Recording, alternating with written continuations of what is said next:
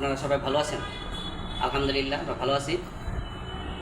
আমি আপনাদের সম্মুখে একটি বিষয় উল্লেখ করতে চাচ্ছি।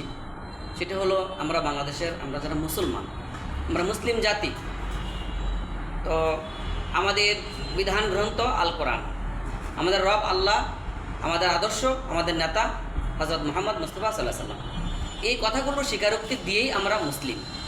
যেগুলো আরবিতে আমরা বলি লা ইলাহা ইল্লাল্লাহু মুহাম্মাদুর রাসূলুল্লাহ, আল্লাহ ছাড়া আমাদের আর কোনো মাবুদ নাই, উপাস্য নাই, আমাদের আর কোনো আল্লাহর মূলনীতির বাইরে অন্য আর কেউ আমাদের উপরে বিধানদাতা নাই।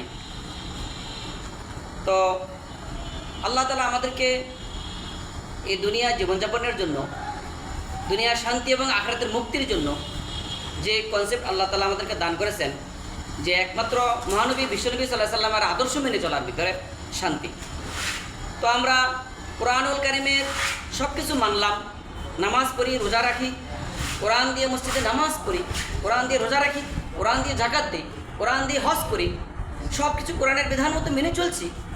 অত্যন্ত দুঃখজনক পরিতাপের বিষয় হলো আমরা না জেনে, না বুঝে, অজ্ঞতার কারণে আমরা রাষ্ট্রীয়ভাবে শিরিক করতেছি এবং রাষ্ট্রীয়ভাবে বিধর্মীদের, কোরআন বিরোধী, আল্লাহর আইন বিরোধী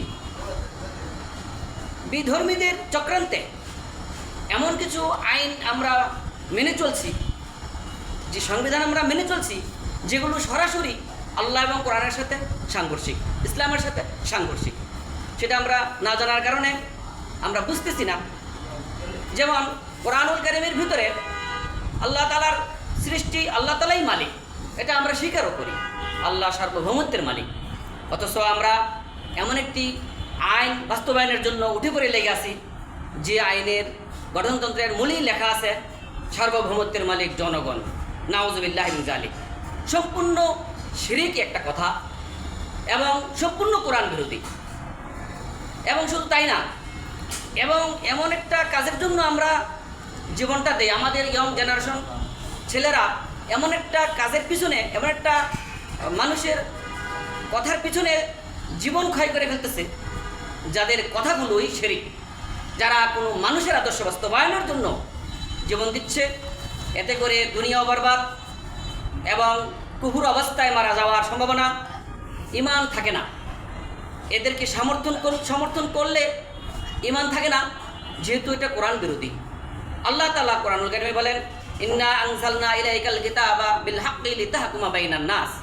আল্লাহ পাক স্পষ্ট ঘোষণা করে বললেন, আমি এই কোরআনকে নাজিল করেছি, এর মাধ্যমে হে রাসূল আপনি, আমার কোরআনুল কারীমে সকল বিধানের মূলনীতি দেওয়া আছে, বিস্তারিত সেখানে দেওয়া নাই। প্রত্যেকটা অর্থনীতি, সমাজনীতি, রাষ্ট্রনীতি, স্বরাষ্ট্র পর্যায়ের নীতি, যত প্রকারের নীতি সবগুলোর মূল নীতি দেওয়া আছে, কোরআনে দিক নির্দেশনা দেওয়া আছে। কোরআনে আমরা সেই কোরআনের মূলনীতির আলোকে আমাদের দলের গঠনতন্ত্র তৈরি করে ইসলামী দল করা এবং ইসলামী রাজনীতি করা, কোরআনের এই আইন অনুযায়ী রাজনীতি করা আমাদের জন্য নামাজ রোজার মতোই একটি ফরজ। সেখানে আকিমুস সালাহ, নামাজ কায়েম করো, এটা যেমন ফরজ হয়েছে, আকিমুদ্দিন, দিনকে কায়েম করো, এটাও ফরজ।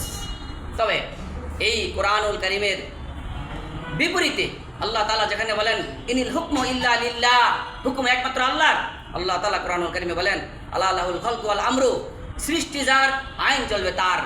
সেখানে এতগুলো কোরআনের এই নির্দেশনার বিপরীতে গিয়ে আমরা জেনে হোক, বুঝে হোক, না জেনে হোক, না বুঝে হোক, আমরা কিন্তু একটা কোরআন বিরোধী, আল্লাহ বিরোধী এক নীতির পিছনে দৌড়াচ্ছি এবং বিভিন্ন সময় আমরা এটা না বুঝেই ওই দলের সাথে সমর্থন দিচ্ছি, জান মাল ক্ষয় করছি।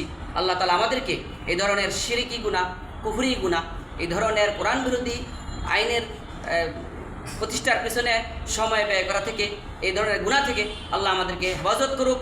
আমরা বলি আমিন।